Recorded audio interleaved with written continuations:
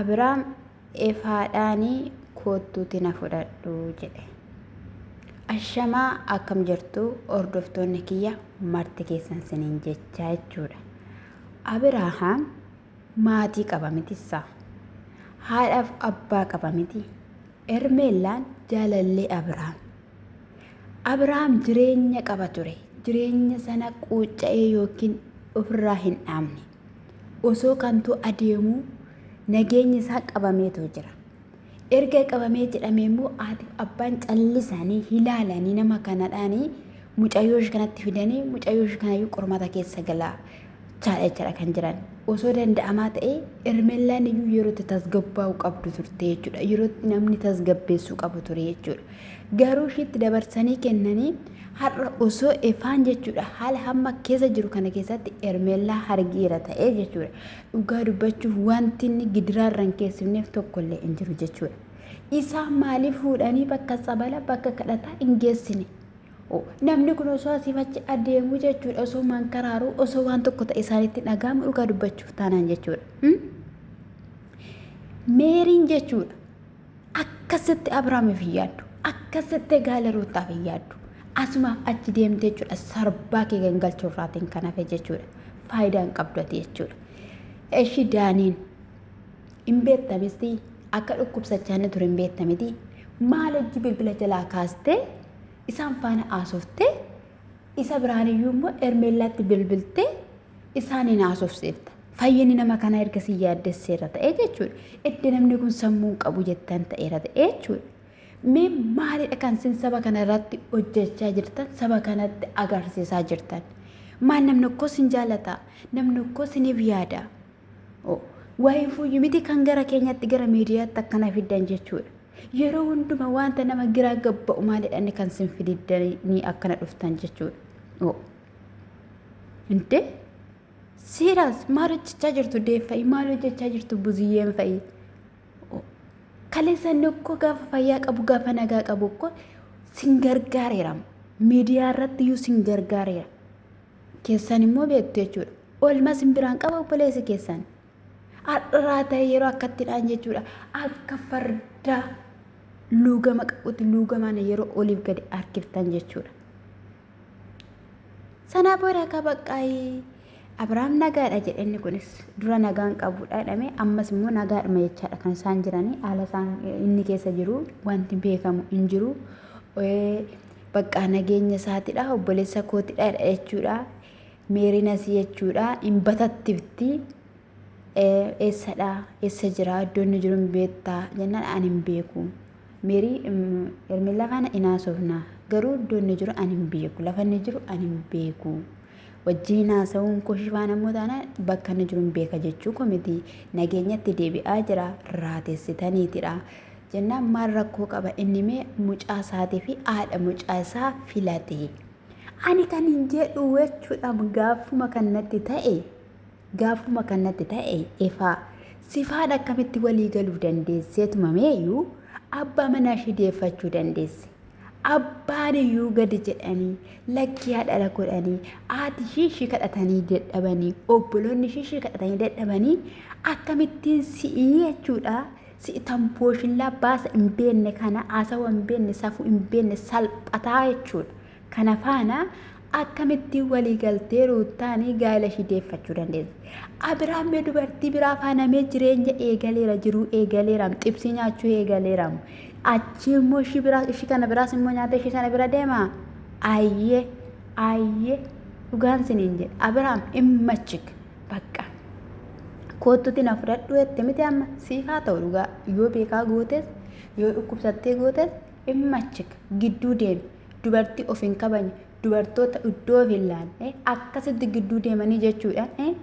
Takka xibsii takka shoorbaa dhuguudha bakka hallaqe. Hallaqee jechuudha. Natsaaninati ishiin eeggattu dubartoonni maaf akkas godhattiin jedhame maalin akkanas hin godhu. Nagaan qabdanii Ermeellaan himta akka ishiin jireenyuma kana keessa baatuun barbaadanii dhugaa dubbachuuf taanaan jechuudha. Abbaan barbaadan barbaadan jechuu dandeessu. Ermeellaan dubartii dhiira qabachuu dandeessudha. Dubartii amala qabeettidha tasgabbooftuudha. Kanaaf iyyuu Abiraam immaluu fi kana daljeessa obboleessa daljeessa qaba Abrahaam obboleessa ija sagaagalaa qaba jechuun hin danda'ama. Edda haadha manaa yookiin immoo jaalalleessa inni faana jiraachaa ture faana kootu si faana jiraadhaanii bati waliin malla anatti siqine hammadhu na dhungadhu sin qaqqabadha jedheenii kuni boruu haadha manaa Abrahaamii in jiraachisa jechuun hin danda'amu. Gatii baasaa jirti Ermeellaa fi Abrahaam wadafiit hin jedhinani dhugaan siniin jedhe irraa gargar bahe jedhaani bakka irraa gargar bahe jedhaani isa dhugaan siniin jedhe maal abboo Inde siruma bee waan tokkitti mitti hangafoota isaa keeritti galchaa hin jiru ani maal takka keessa jiru ani hin beeku. Qoyma obbolaan jechuudha kana yeroo gidiraa waliif hin taane yoo walii ta'u itti siqanii kootu iddoo akkanaas geessina jedhanii yoo barbaadan bishaan kadhataa yoo barbaadan tsabala inde bakkee tokkotti waamanii ittiin facaasanii iyyeerraa bu'u efaarra afurri amaan jira isa dhugaan siniin jedhe nagaadha seetammoo sin achi bakka meerreedhe maal jedhanii bilbileetti dubbatee duratti dubbatee nagaa gaafatee meerinsi dubbistee naan harka bilbila butee faanii eloo Abrahaam eessa jirta nagaa keeti yennaanii nagaa kooti iddoo nani eessa jirta yennaan bakkee bashannana fuutee deemte jedhe achii booddee moo egaayii kottuutti na fudhadhu innaan bilbil maal jetta nagaa kooti jedhiin jette bilbila harkaa buttee yeroo biraa kottuutti na fudhadhu siin jedheera minaamina jedhe jechuudha daaniin jechuudha qoyati naguma maal jechuudha ndee Ermeellaanii saabala hin geessine taanaan yookiin iddoo kadhataa hin geessine taanaan mana biraa fuutee hoteela biraa fuutee wajjin hin xaqallalatti rafta taanaan ati dubartii miti bakka dubartii sun buutu. Fayyaasaa fidattanii yoo dhuftanii fayyistanii qulqulleessitanii Abrahaam kaleessaa fiddanii yoo dhuftaniitu ta'e dhuguma sin seenaa hojjettan sana ta'uu baannaan garuu akkasuma hawwa qabdu jechuudha. Haala hamma keessa jiruun immoo Abrahaam yeroo muraasa ture taanaan dhugaadha sammuu gadi dhiisa isa dhugaan siniin jedhe jechuudha. Batachifti kun asii jechuudha gaaniin kun jechuudha. Osoo arraba ishii qamaxxi irraa godhanii jechuudha millaacci wayitii fakkeessitu darsa kee haata kanuma jechuudha.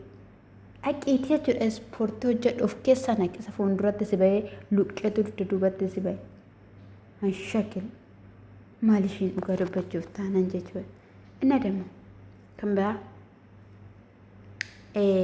Ruuttaa fi Deef dhufaniitu jiru. Isas immoo